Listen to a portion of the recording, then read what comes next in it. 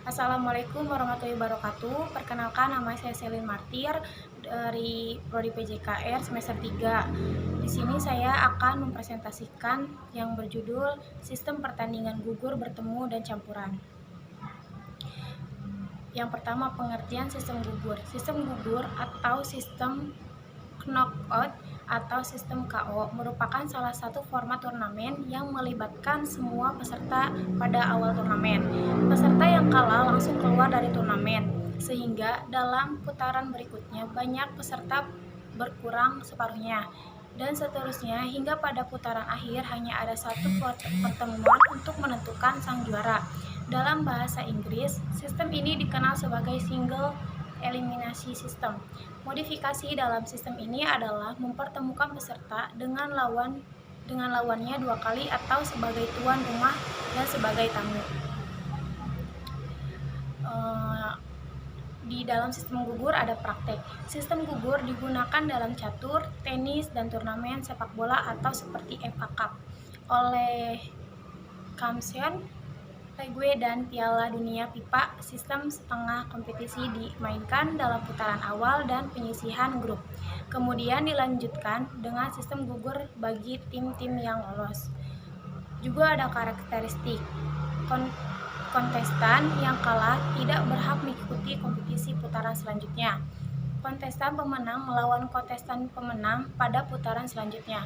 Kontestan yang tidak pernah kalah menjadi juara. Kontestan yang kalah 1 kali menjadi runner-up atau juara 2. 2 kontestan yang kalah di putaran semifinal atau 4 besar akan bertanding memperebutkan juara 3 atau jika diadakan playoff perebutan juara 3. Nah, dan di sini juga ada sistem campuran. Seperti namanya, sistem campuran melibatkan baik menggunakan sistem eliminasi pertama dan kemudian sistem round robin atau sebaliknya. Untuk memberikan contoh yang sebenarnya penyisihan tunggal, maka round robin melibatkan penggunaan sistem penyisihan tunggal dan kemudian juara. Tempat kedua dan pertama yang memutuskan menggunakan sistem round robin, sebaliknya juga dapat digunakan, yaitu robin putaran pertama, maka sistem eliminasi yang babak kualifikasi menggunakan sistem round robin, dan kemudian babak perempat final, semifinal, dan akhir atau biasanya menggunakan 8 atau 4 menggunakan sistem eliminasi. Kapan menggunakan sistem campuran? Sistem campuran paling baik digunakan ketika ada cukup banyak pemain atau pasangan atau tim bersaing, terutama ketika ada lebih dari 16 tim. Tidak peduli yang mana dari sistem campuran tersebut digunakan. Sistem yang berbeda digunakan dalam babak kualifikasi dan babak perantara. Tujuannya adalah untuk keduanya melaksanakan turnamen efisien dan menjaga keadilan kompetisi.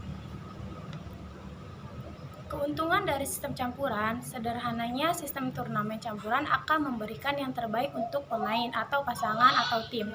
Lebih banyak kesempatan untuk melanjutkan ke babak perempatan final dan mengurangi kemungkinan keluar lebih awal karena imbang buruk. Membuat turnamen lebih ditonton dan lebih menarik. Kondisi untuk melewati juga lebih fleksibel dan dapat disesuaikan dengan kebutuhan masing-masing turnamen tertentu, yang memungkinkan pemain atau pasangan atau tim untuk bersaing dengan persyaratan yang hampir sama sekali sama. Kekurangan dari sistem campuran memiliki 2 kelemahan yang jelas. Yang pertama adalah kompleksitas pertandingan, karena sistem campuran akan membutuhkan sejumlah besar pertandingan